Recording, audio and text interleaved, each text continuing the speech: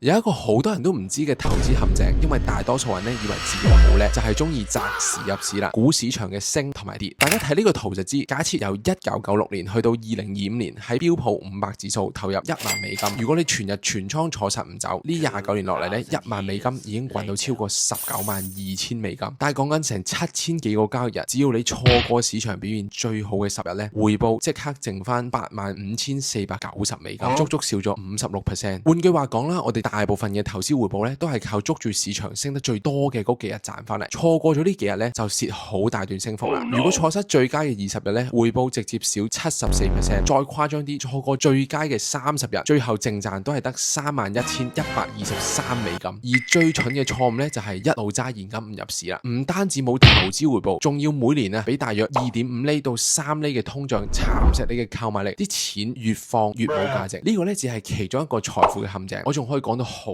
多同類嘅陷阱。想繼續睇更加多要避開嘅財富誤區，記住關注我啦。